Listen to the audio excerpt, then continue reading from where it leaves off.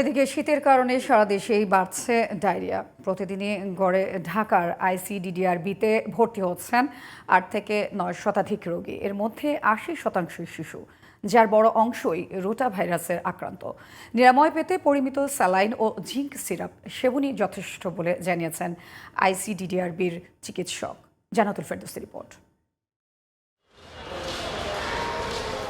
শীতের দাপটে বাড়ছে ডায়রিয়ার প্রকোপ। দেশের বিভিন্ন প্রান্ত থেকে আইসিডিডিআরবিতে প্রতিদিন ভর্তি হচ্ছে ৮ থেকে ৯ শতাধিক রোগী। তাদের ৮০%ই শিশু, যারা আক্রান্ত রোটাভাইরাসজনিত ডায়রিয়ায়। বেশিরভাগ রোগী টানা কয়েকদিন ডায়রিয়া ও বমিতে আক্রান্ত হলে হাসপাতালে আনতে বাধ্য হচ্ছেন স্বজনেরা। বমি করছে, পাতলা পায়খানা করছে অনেক, কিন্তু এখন ইনজেকশন দেওয়ার পর বমি কমছে, বাথরুম একটু কমছে, বাট সারে নেই, কমে আনলে তেমন একটা। বাচ্চারা পাতলা পায়খানা বমি ছিল, এক জায়গায় আসার পরে 2 দিন হয়েছে, এখন আল্লাহর রহমতে সুস্থ, আমাকে রিলিজ দিয়ে দিছে। পায়খানা লেগে আমি অনেক কিছু করছি, অনেক ওষুধ খাওয়াইতেছি, কোনো কাজ হয় না।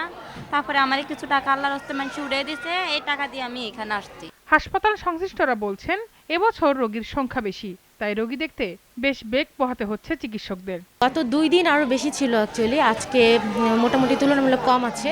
চেষ্টা থাকছে যে তাদেরকে সর্বোচ্চ সেবাটা দেওয়ার। আইসিডিডিআরবির ডাক্তার সাহেব বিন ইসলাম জানালেন, পরিমিত স্যালাইন ও জিঙ্ক সিরাপ রোটা ভাইরাসের চিকিৎসার জন্য যথেষ্ট।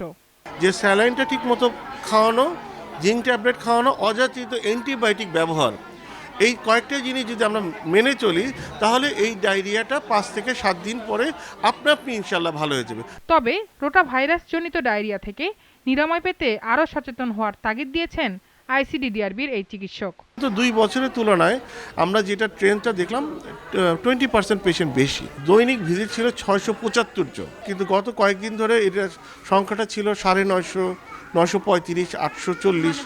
জান্নাতুল ফেরদৌসী, জিটিভি নিউজ, ঢাকা।